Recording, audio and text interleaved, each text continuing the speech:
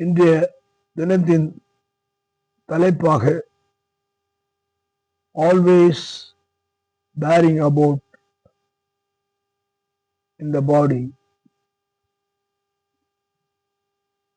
எப்பொழுதும் அவரை நம்முடைய சரீரத்திலே பெற்றுக்கொள்ளுதல், இல்லை என்றால் சுமந்து செல்லுதல்.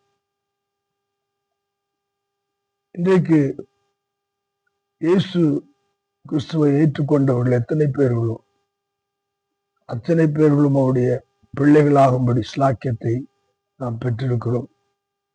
இயேசு கிறிஸ்து நமக்குள்ளாக இருக்கும்போது விசுவாசத்தினாலே நமக்கு நீதி, நீதியினாலே நமக்கு வாழ்வு இருக்கிறது.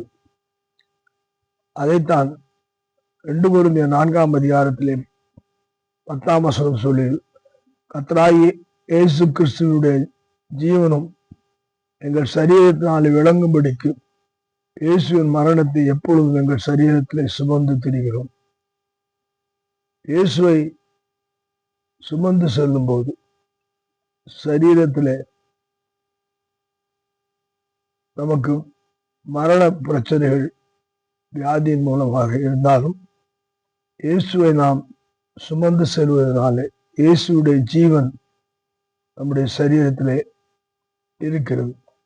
அந்த ஜீவன் நமக்கு இருக்கிறபடினாலே இயேசு நோய்களை சுமந்தார், மரணத்தை ஜெயித்தார், பாதாளத்தை வென்றார்.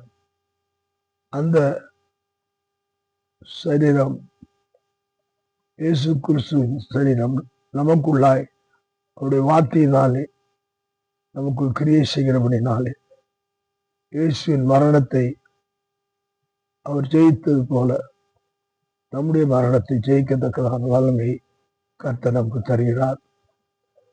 அவருடைய சரீரம் நமக்குள்ளாய் அவருடைய வார்த்தையின்படி நமக்குள்ளாய் வாசம் செய்வதாக. ஆமென்.